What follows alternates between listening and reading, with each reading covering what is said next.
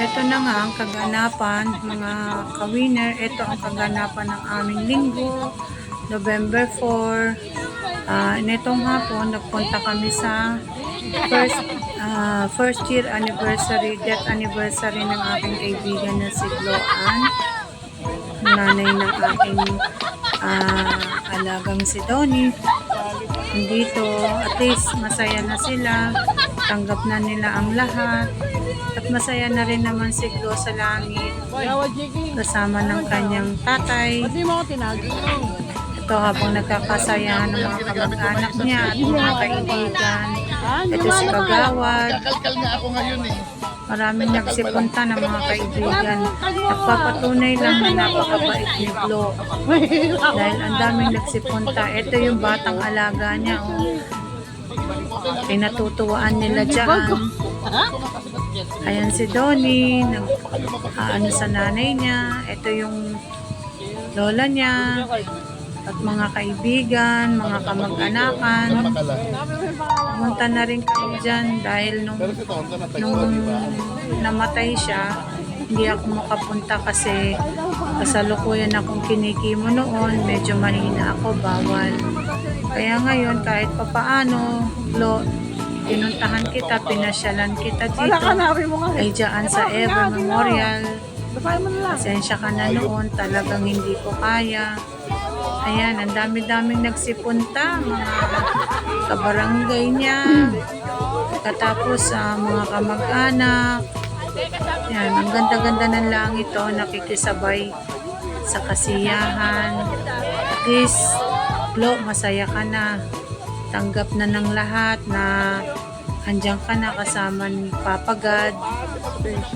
Basta ingatan mo lang ang mga pamilya mo, ang mga anak mo. Tapos nagsimba na rin kami niyan. Pagkatapos namin doon, dire-diretso simba na ako. Nagpasalamat at humingi ng gabay sa Panginoon. Dahil kung hindi natin kakayanin ang lahat-lahat ng problema. Kaya nagsimba muna ako habang hinihintay ko yung anak ko dahil pansamantala umuwi muna, nagpahinga siya kasi puyat siya. Kaya ako na muna ang nagsimba. Pagpapasalamat at paghingi ng gabay, paghingi ng tulong sa bawat araw. Dahil siya lang naman ang makakatulong sa atin, wala nang iba. At siyempre nagpagpag na rin tayo kasabay nagpagpapagpag ang pagpunta natin sa ibang lugar. Siyempre galing tayo ng sementeryo, kasabihan yun, pagpagpag muna. At pagkatapos ng simba, hinihintay ko ang anak ko dito. Papakainin daw nila ako. Yan, si Donnie at yung anak ko, hinihintay ko sila dito sa kainan. Ang daming tao, oh. Malapit yan dito sa amin, tapat ng Holy Cross Church. Dito lang yan sa amin, hindi naman kami lumalayo. Para lang kasama na sa pagpapagpag ang pagpunta dito.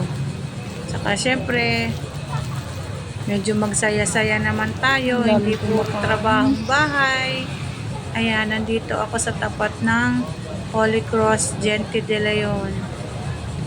Kakain daw kami, hinihintay ko sila, papakainin nila ako. Masarap naman ang ang pagkain dyan. Yan, ang dami-daming tao. Ito na ang aking pinakahihintay. Ayan na yung kanilang order. Ako nakakain na ako dyan eh. Bago kay video. Ayan na, yung natira kong manok. Ang dami kong nakain kanin. Pero may tira pa akong manok. Yan, andito lang kami sa labasan yan. Ayan ang anak ko kumakain. Yan. Ako naman toyo.